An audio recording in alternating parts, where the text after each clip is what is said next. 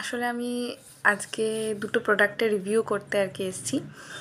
দুটো প্রোডাক্ট আমি কিনেছিলাম, তার মধ্যে একটা কনসিলার আর সুগারের একটা লিপস্টিক। আমার কাছে এগুলো বেশ এক্সপেন্সিভ, তো ভাবলাম একটা রিভিউ করা যাক সবার সামনে। তো আমি আর ফেসে এখন আপাতত কিছুই নেই, শুধু আমি সানস্ক্রিন মেখেছিলাম, আর কিছু মাখিনি। তো করবো, যেহেতু আমি ফাউন্ডেশন খুব একটা পছন্দ করি না, তো এটা মানে আমার মনে হয় আমার এটা দিয়েই ফুল মেকআপটা করা উচিত। তো আমি এটা অলরেডি ব্লেন্ড করে চলে এসেছি, ঠিক আছে। এই চোখে মেবলিনের আমি এটা দিয়েছি, দিয়ে ব্লেন্ড করেছি। এবার আমি ইউজ করব আমি সুগারের যেটা কিনেছি সেটা, এই যে সুগারের এটা অটো কারেক্ট ক্রিসলেস কনসিলার, যেটা 15 ক্যাপুচিনো আমার শেডটা আর কি। তো এটা আমি মুখে অ্যাপ্লাই করে নিচ্ছি। করার পরে আমি এটাকে ব্লেন্ডার দিয়ে ব্লেন্ড করে নেব।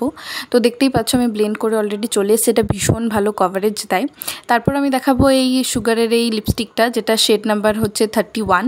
একটা একটু ক্রিমি টেক্সচারের একটা ব্রাউন কালার, যেটা ভীষণ সুন্দর, যে কোনো স্কিন টোনে ভীষণ ভালো লাগবে। আমি ফার্স্টেই একটুখানি লিপ লাইনার অ্যাপ্লাই করে নেব, তারপর আমি এই লিপস্টিকটা অ্যাপ্লাই করব আমার ঠোঁটে।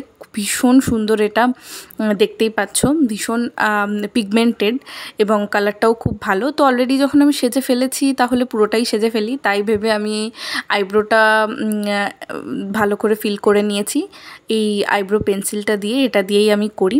তারপরে এই কম্প্যাক্ট পাউডারটা ইউজ করেছি, এটা হচ্ছে কালার এসেন্সের একটা কম্প্যাক্ট পাউডার। এটাও বেশ ভালো, যেহেতু আমি একটু সিম্পল সাজতেই পছন্দ করি, তো এগুলোই আমি ইউজ করে থাকি অ্যাকচুয়ালি। তারপরে ইউজ করে নিয়েছি একটু মাস্কারা ইউজ করার পরে দেখো আমি কিন্তু অলরেডি আমার নতুন ড্রেস পরে রেডি হয়ে গেছি বেরোবো বলে।